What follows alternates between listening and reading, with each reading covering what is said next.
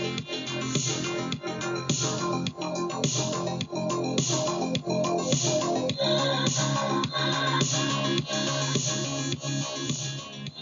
right, class, welcome to the first e-lecture for History 113. This is your host, Professor John Parks.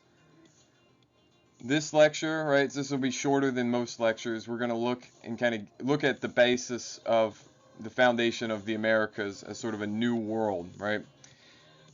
This is not just a new world in the sense that the Europeans first discover it, but in the sense that it's a confluence of three different macro peoples, right? The Americans, Native Americans, Indians, however you want to call them, Europeans, and Africans, right? Some coming willingly, many coming unwillingly. Um, Lots of violence, lots of chaos, times of peace, times of war, times of friendship and love, times of hate and contempt. But this creates the basis for which the colonies decide to rebel in 1776. So first we have to understand, what is this world? Where do these people come from? To kind of give us the general basis from which these North American colonies develop, the ones that will become the 13 original founding states of the United States of America. So let's begin. All right, so in the Americas, right, North and South America, massive continents. These continents were peopled by a variety of peoples in a prehistoric time, which I won't get into, as we call Native Americans or Indians. They were called Indians by Europeans because when Columbus arrived in what's now the Dominican Republic, he thought he had arrived in India. He thought these were the Indies, the islands around the subcontinent of India. But, right, which is modern day Indonesia. But Columbus had been mistaken. Nevertheless, the name stuck, and Indians today don't mind being called Indians anyhow. So there are a variety of different kinds of peoples. That's the main point I want you to take away from our discussion of Indians, right? Oftentimes, for political reasons, for social reasons, for both Native American activists, but also Europeans in earlier centuries and times, they thought of themselves as a collective whole, and so people treat them as a collective whole, as the Redskins, right, as the football team used to be called.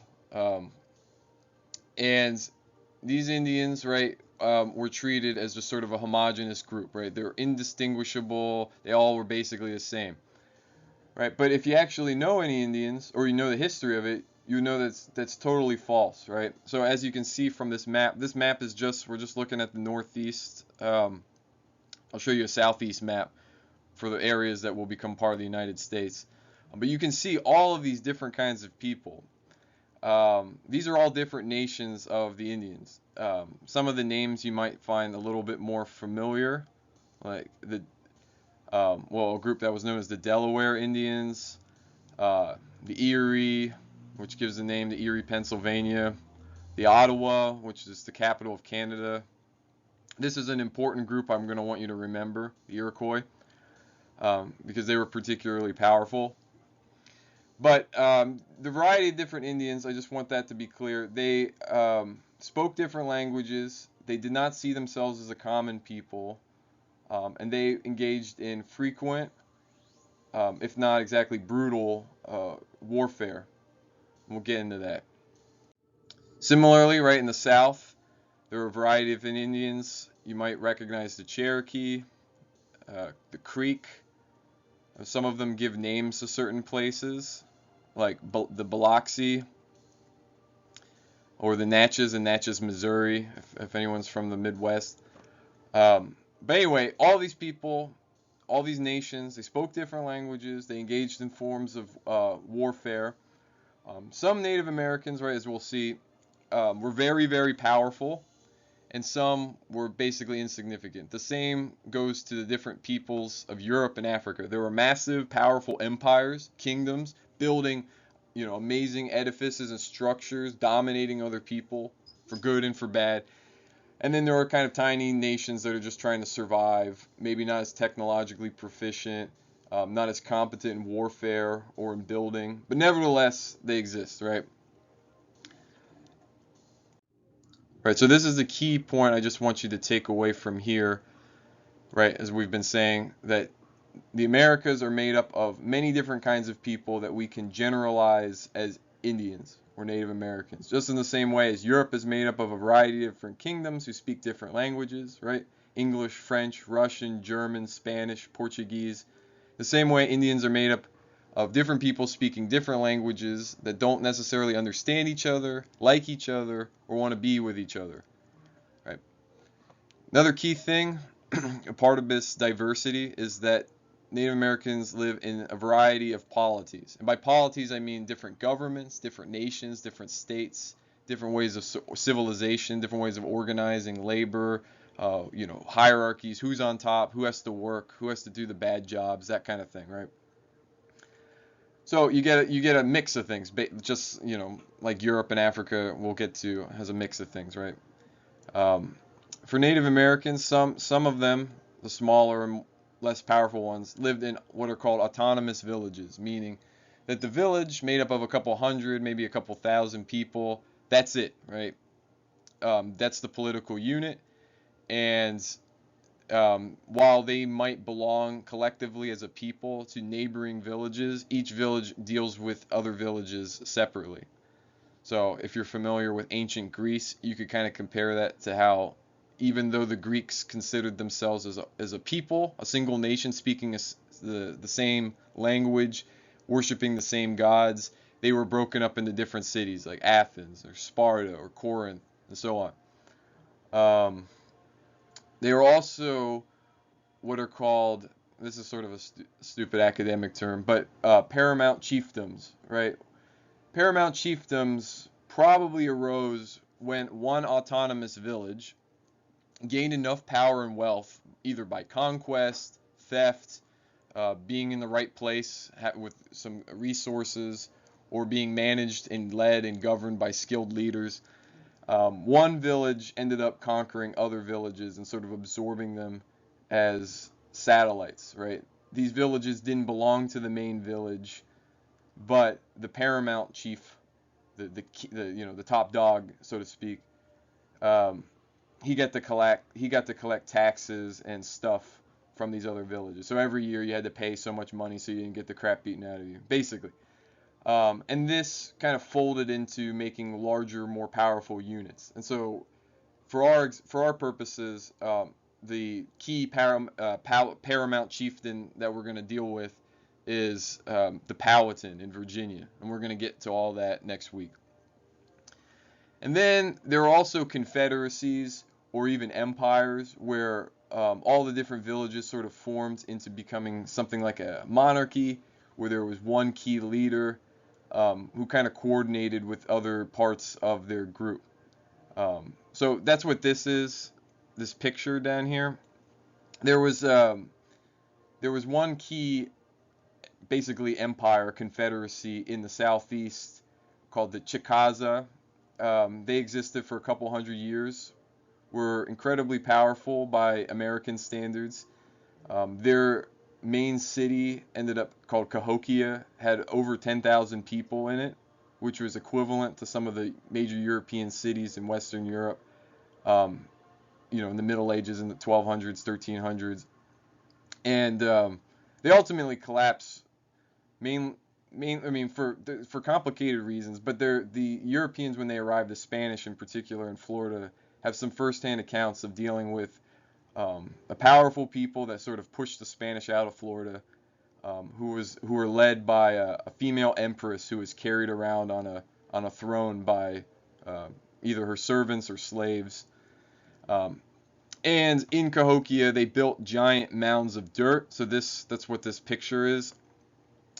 These mounds functioned as royal sites. This is where the emperors were enthroned, but they also were sites of sacrifice and religion. So they were kind of temples.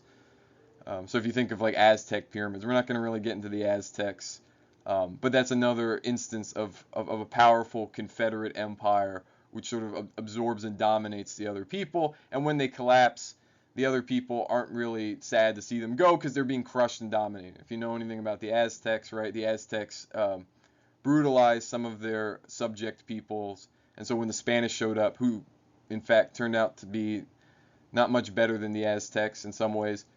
But the people were happy to see the Spanish come and destroy the Aztecs. Now, besides this, just in general, right, if we're generalizing, right, different European or different Native Americans had a variety of different gods, different practices, different worships, different forms of religion.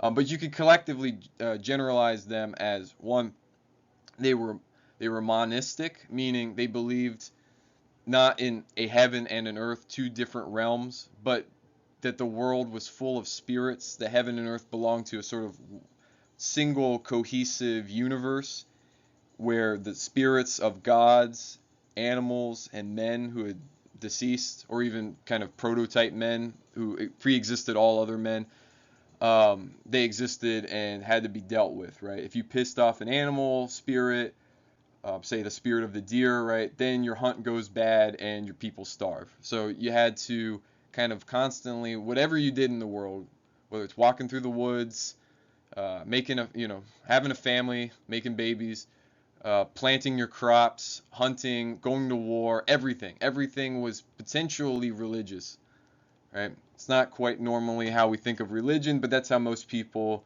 in most times thought about it, right? And religion's a complicated category. We'll kind of explore that a little bit, but don't put too much stock in it. Anyway, um, also they were animistic, which means they just believed in a lot of spirits, and they had religion, which I'm saying, right, is that they had wise medicine men.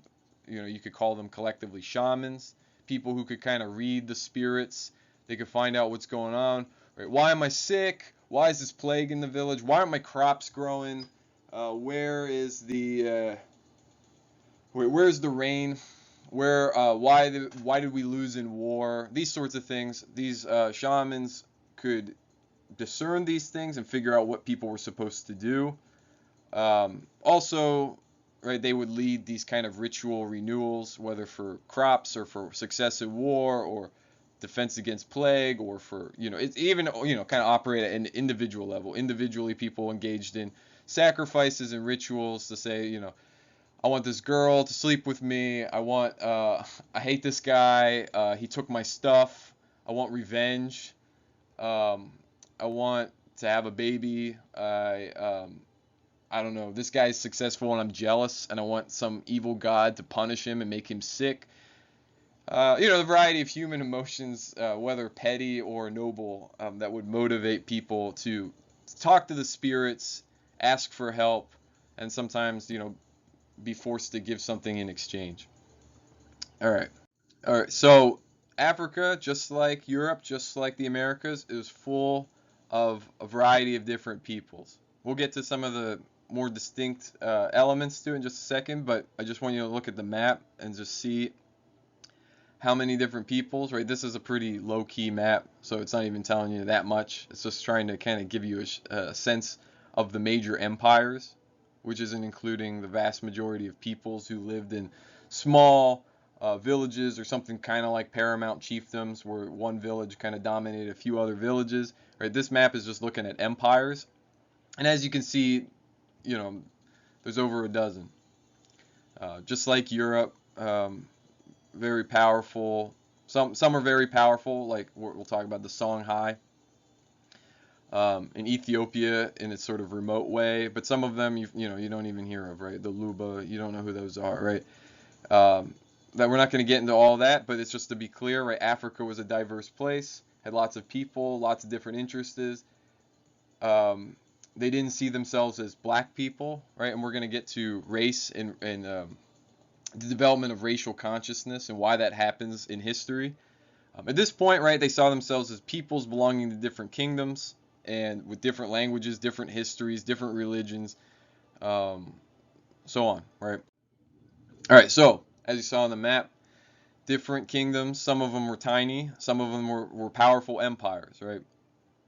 Um, Now in Africa, there are a variety of different, kind of religions. Again, not a great term, but so you had some kind of what you could call pagan peoples, which is similar to how Native Americans were, right? There's a whole world full of spirits. There are gods, there are animal spirits, there are the spirits of ancestors, and you kind of navigate them, and you sacrifice to one group. There were tribal rituals to sort of renew the land, make sure you get your crops growing, success in war, success in family, and so on. Um, and then on top of that, right, and we're not going to get too much into origins, but in Africa you have Christianity a little bit, mainly in the East, which is where Christianity began. Um, Christianity kind of reached down through, in antiquity, which we're not going to explore too much, but it reached Ethiopia through Egypt, and so Ethiopia was a powerful Christian kingdom at that time, kind of remote, stayed away in the mountains from most other affairs, and why Ethiopia was never actually colonized by any European until the 20th century. But then also much more powerful for our purposes was the influence of Islam. Islam, right, if, not just give a brief intro, Islam began in the 7th century from Muhammad, who professed himself a prophet, bringing the true religion back to his people, the Arabs. And under Muhammad and his successors, the Arabs spilled out of the Arabian Peninsula and conquered parts of the Eastern Mediterranean. They conquered northern Africa and kind of reached up into Europe through Spain. Now, the Arabs became incredibly wealthy, taking over formerly Roman and Persian and other empires and kingdoms, and sort of inherited their merchants, their trade routes, their knowledge, and the Arabs adapted very well, ruling over these people. So when the Arabs began pushing further into Africa, looking for, and that's right, this is the main thing that Africa was had to offer: slaves, land, and trade. Arabs, and we'll get to that more. Arabs sought access to new routes in Eastern Africa and into sort of Central Africa, looking for gold and salt and people. And these kingdoms, many of them converted to Islam to build these connections, also because they believed it was the true faith. They became very wealthy and powerful from these trade routes, right? And that's the sort of, guys on camelback carrying bags of gold and salt and, lines of slaves, carrying them across the desert to the Arab world, right? So these Islamic kingdoms were very powerful, and they tended to victimize the less powerful kingdoms or peoples who tended to be on the coast. And we'll get to this kind of interesting reversal when we get to Europe. But the main point is just the broad generalization of Africa. There were Muslims in Africa. Eventually, when Europeans start trading, some Africans on the west coast convert to Christianity. So the Kingdom of Congo becomes Roman Catholic due to the Portuguese. And then many Africans were kind of shamanistic, animistic, pagan people, right? Now, part of generalizing, African society was certain values, right?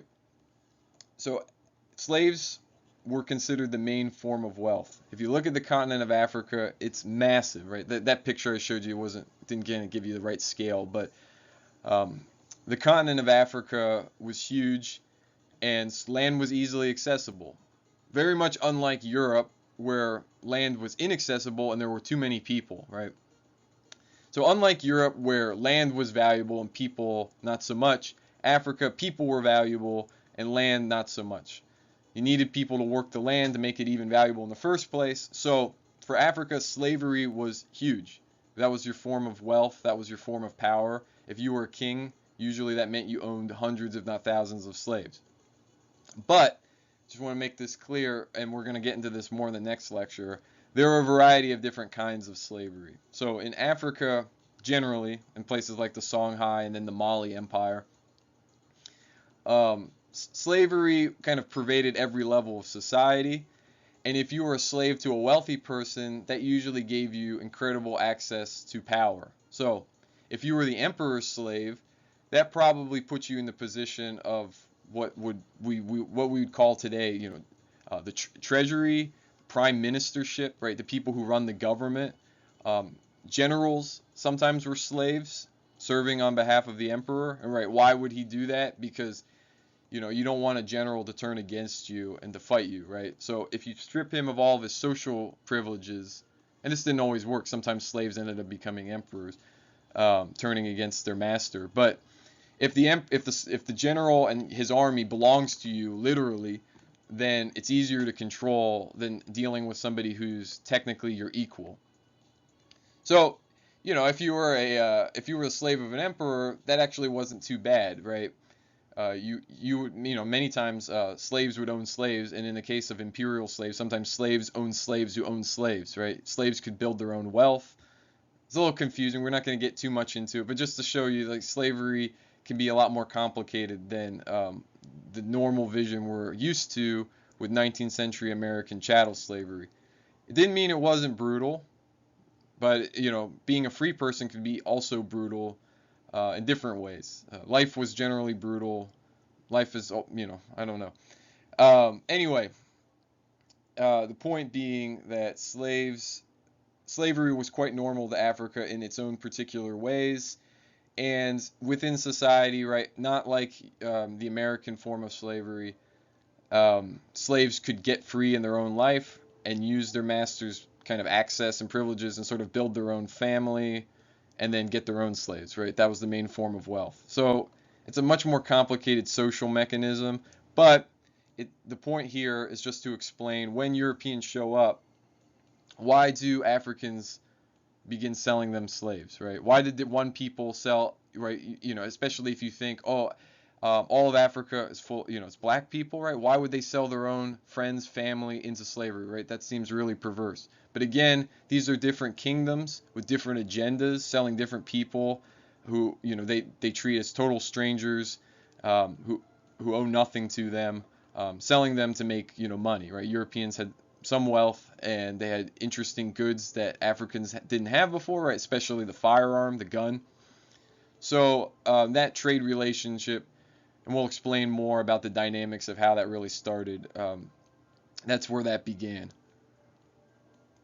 All right, finally, we're going to get to a brief history of Europe, right? As you can see, if any of you have ever taken in high school or here at Northampton, any other European history classes, you'd be familiar with the different kings, different kingdoms, different empires, different kinds of warfare, from ancient Greece and Rome through what's called the medieval period, and then up to where we're starting, roughly about 1492, when Columbus discovers America. All right, and so you can see, I'm not going to get into it, but right, some of these kingdoms are still kind of with us as political units. France still exists. France isn't a kingdom anymore, which we'll get to later in the class. But right, we're used to seeing some of these names. Some of them are a little strange, like the Holy Roman Empire, which I won't get into. We're going to get to this in just a minute. The Pope and Roman Catholicism, the Church. But Europe, right, diverse set of kingdoms. Right, so there's a couple different smaller kingdoms, as we saw. There's a couple republics, which we don't really get into. The most important one, I guess you should know about, is the Dutch Republic, or the Netherlands. That's where Holland is, right? But we won't really get into it.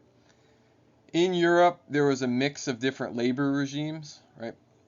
In parts of Europe, we're not going to get into this in too much detail. I just want to give you broad brush generalizations, right? In some parts of Europe, slavery still existed. In some parts of Europe, a kind of slavery existed, which is sort of known as feudalism. It's not exactly a great term. I'm not going to get into the reasons why, but the basic dynamic of feudalism is there's a lord and there's a peasant. The lord owns a certain tract of land. It's his property. He's the total master over it. But of course, there are people who live on that land and they work it. Most of the time, they're farmers. The ideal of feudalism is that the lord offers his services in a basically a covenant or a contract, which is where the word feudalism comes from. He'll protect these farmers with his weapons and his knights, and the farmers, in obedience and service to their lord, will farm the land and kind of give him a portion. And it's supposed to be mutually beneficiary, right? The peasants farm the land, the lords protect the peasants, And then, of course, the church, which is a separate caste of society, which prays for both of them, making sure God favors them. Right, and at this point, most of Christianity, most of Europe is under Christianity, but we're going to get to some of the dynamics of that in just a minute. But just to suffice to say, right, this relationship tended to be not always ideal. In the same way that, if you rent, if you live in an apartment, your family lives in an apartment or a house that you rent from someone, ideally the relationship's supposed to go, the landlord's supposed to take care of everything, and then you just pay him, a fraction of the money you make, however much your rent is. But in reality, sometimes, maybe more times than not, landlords will exploit that relationship and not want to fix the refrigerator, not want to sort of do a plumbing job, kind of leave the house in a state of somewhat disrepair, whatever they can get away with. And of course, sometimes tenants, they don't really want to pay, they trash the place or whatever, so it can be kind of a hostile, dysfunctional relationship. Of course, in feudal times, sometimes that resulted in the lord getting his gang of knights together and murdering a bunch of your friends. That that doesn't tend to happen today, at least in the United States, but these kinds of dysfunctional relationships can sometimes end in violence. They're exploitative and definitely not equal or free. And besides that, you had slaves, you had sort of serfs, these people, right? And this is the other thing about this kind of rental contract. If you're a serf, you can't leave the land, right? So it's a kind of slavery in that you're bound to the land, and so you don't like your lord, you can't really go anywhere. You're stuck. By the time that we're going to kind of deal with stuff in Britain, which is our main focus, serfdom has been abolished for hundreds of years, and most laborers are what's called free labor, right? They decide to farm somewhere, they can kind of decide they want to live and be a tenant working for some landlord.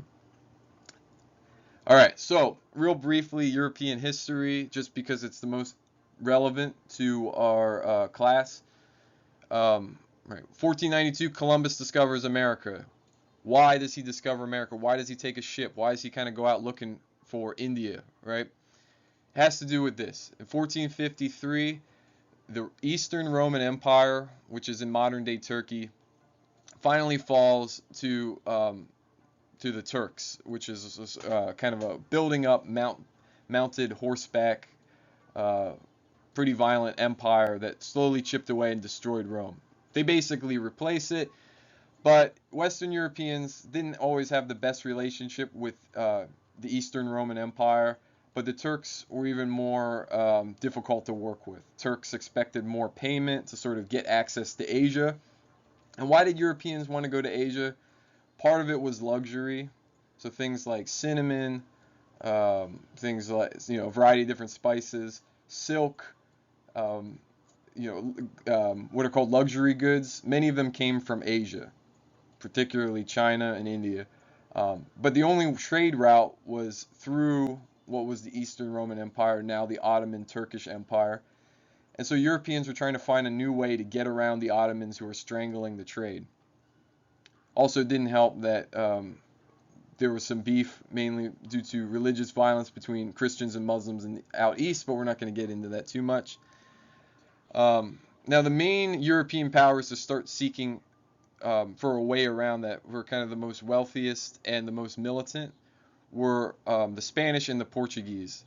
And now, after 1492, the Spanish and the Portuguese had successfully reclaimed their piece of Europe from Arab Muslims that had conquered that centuries before, and now all of their energies could be turned to finding new ways to get wealth and get riches. But also on top of it, another key point was it wasn't just selfishness, I want a nobleman, I want some cinnamon for my food, right? Otherwise it's bland.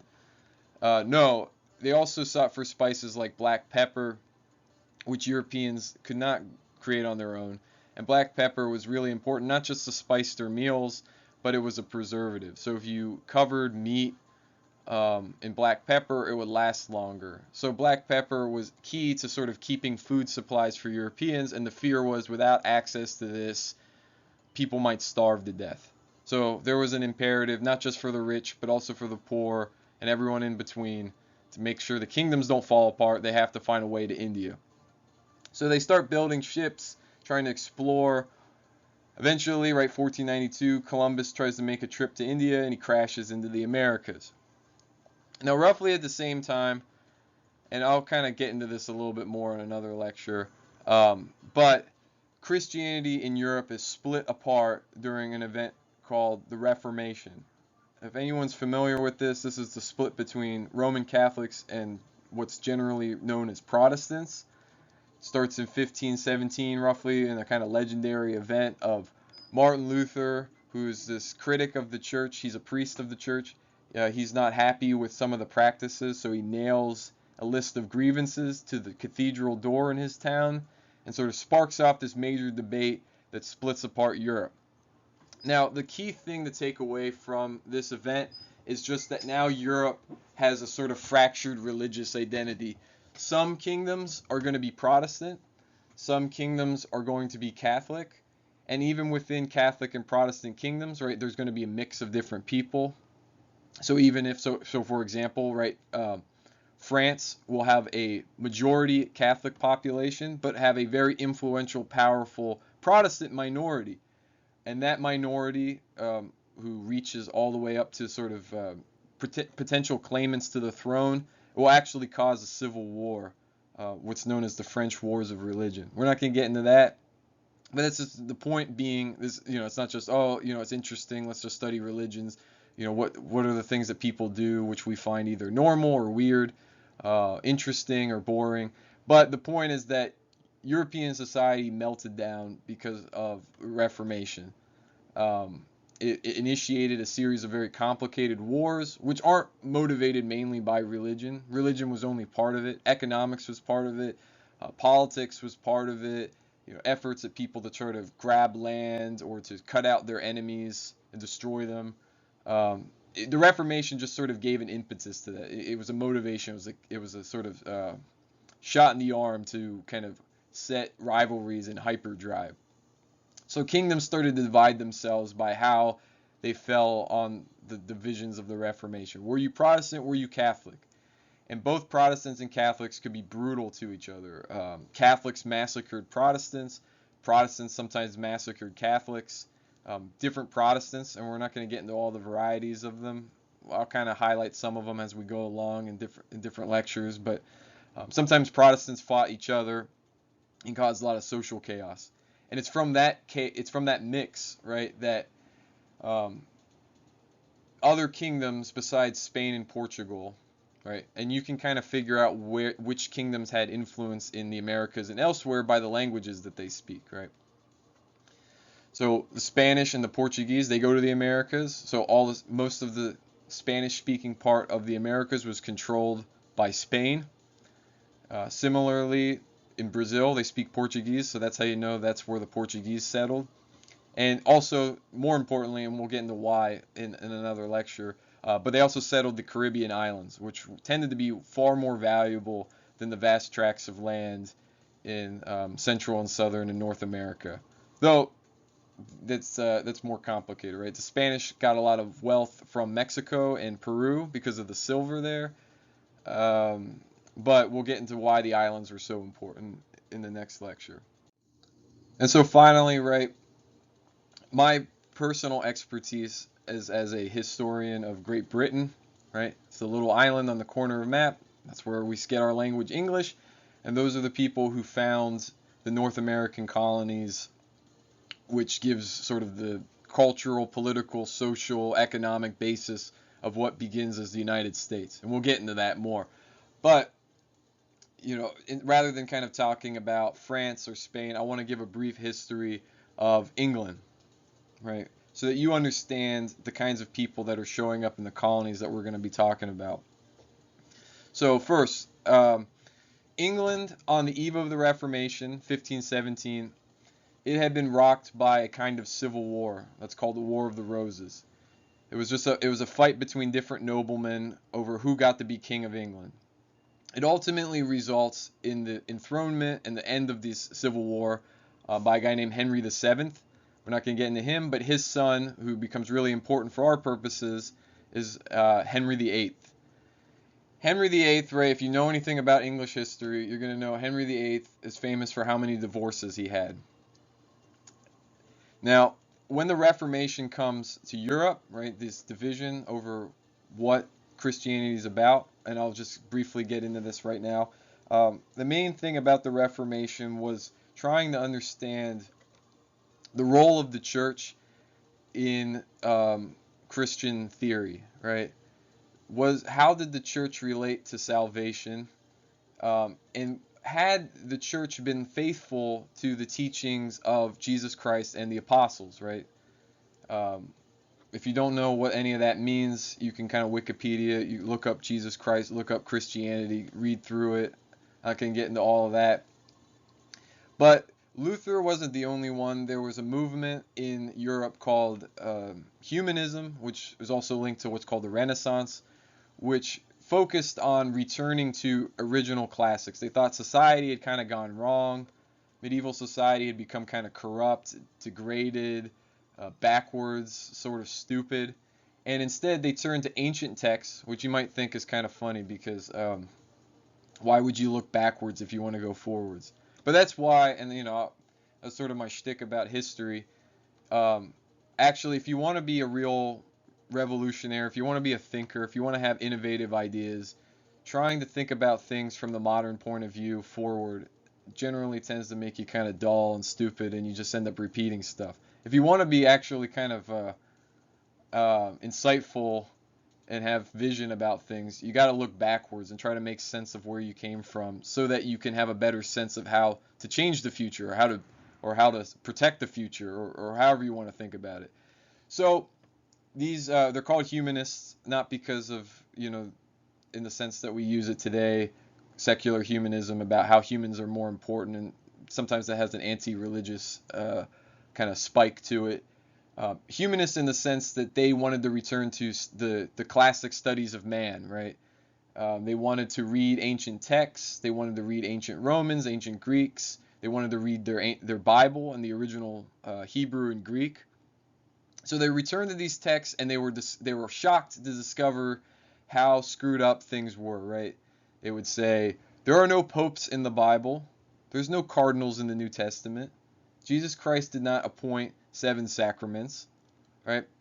Of course, Roman Catholics would disagree. Some of them, some humanists who were engaged in these texts, they remained faithful Roman Catholics. They had different reasons, different arguments on how to comprehend that, and that kind of makes up the intellectual debate of the Reformation, but we won't get into all that. But that Reformation comes to England, and Henry VIII exploits it and uses it to kind of further his own ends. Henry VIII is famous. He divorces. He wants a divorce from his first wife because she can't grant him a kid. So then he marries a second. She can't grant him a kid, and she starts to get a little funny politically, so he has her head chopped off. A third one dies in childbirth. A fourth one, her head gets chopped, or she gets divorced because he thinks she's kind of ugly or smells bad or something. It's not totally clear. Fifth one, her head gets chopped off, and then the sixth one survives Henry VIII. Henry VIII was, by all standards, kind of brutal tyrant, but he wasn't crazy. He wasn't stupid, and he wasn't just some horny guy looking to get laid. He had, most kings could take lots of mistresses. Henry VIII was concerned for his dynasty. If he didn't have a son, he thought maybe his throne would be in jeopardy, that he wouldn't be able to pass on to his children, which turned out not to be the case, but he kept trying. He's looking for a son. Eventually he gets a son, but it turns out to be kind of sickly. Henry VIII leads an effort to take away the Church of England from being under the control of the Pope. Instead, the Church of England would be part of English society, which in the main meant it was loyal to the English crown, whoever the monarch was, king or queen. Under Henry VIII, he kind of flip-flopped between being more Protestant or more Catholic, but under his son, Edward VI, the Church of England is decidedly Protestant.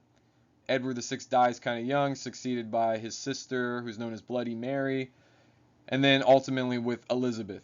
Elizabeth I, she kind of cements the Church of England as a distinctly Protestant church, but there are other Protestants in England who think this church isn't Protestant enough. We haven't reformed enough. The revolution hasn't carried on far enough, right? And it's important to think that the Reformation, right, you can think of it as a kind of civil war, or you can think of it as also, right, that's one way to think about it, which is useful, but it's also a revolution. It changes society.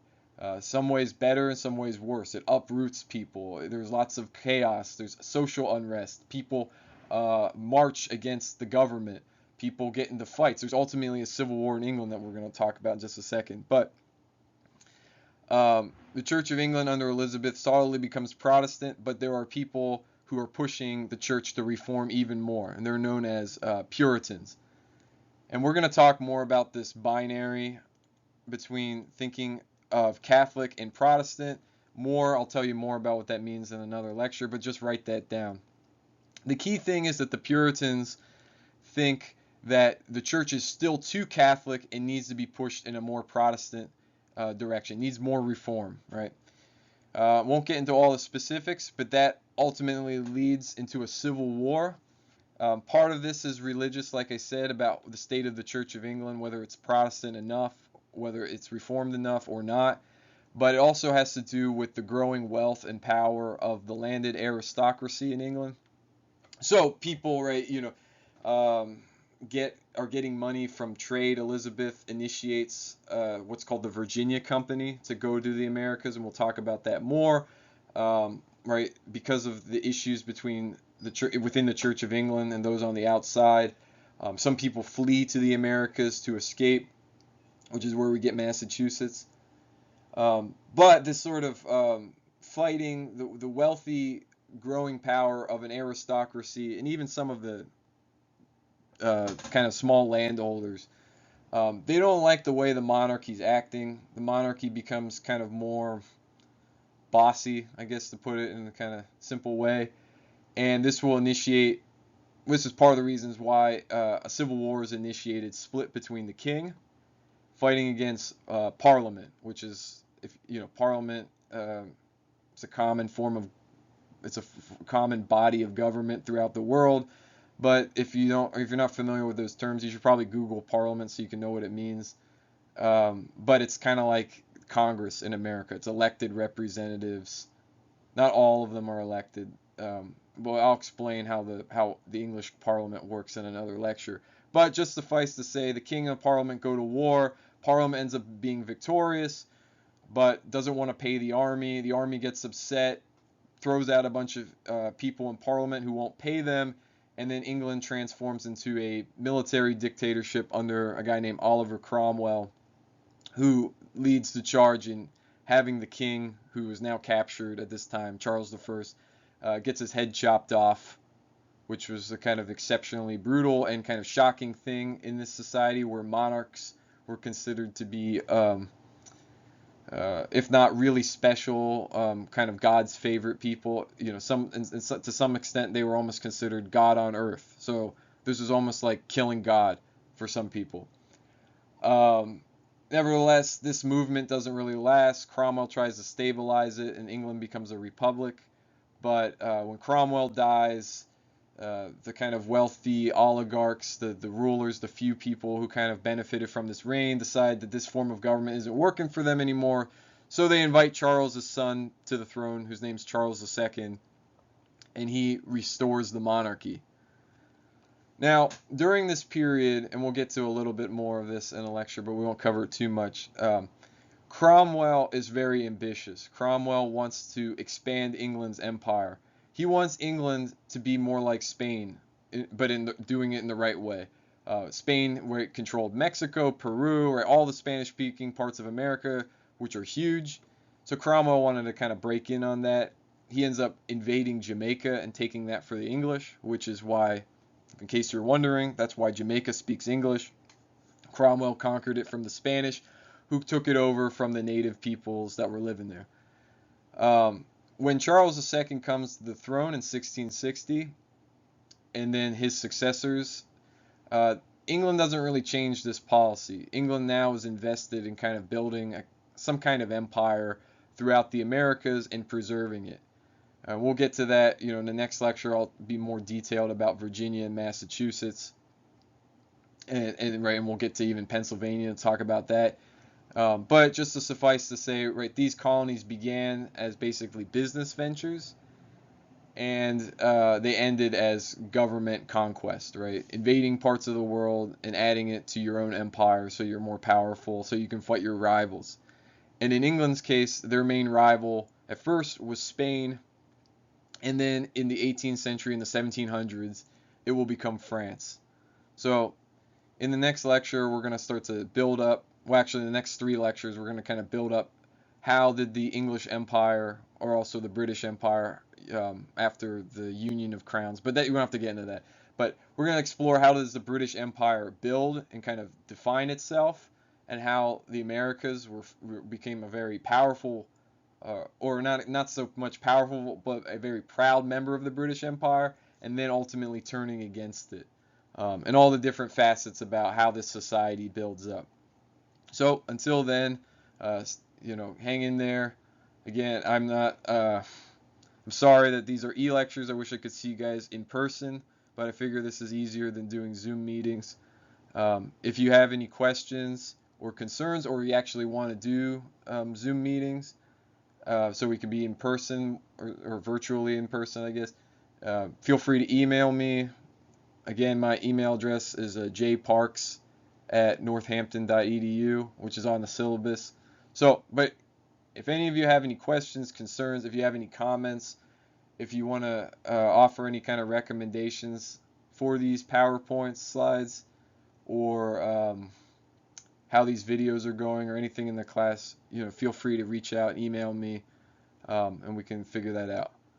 Well, until next week, I'm John Parks, and I'll see you.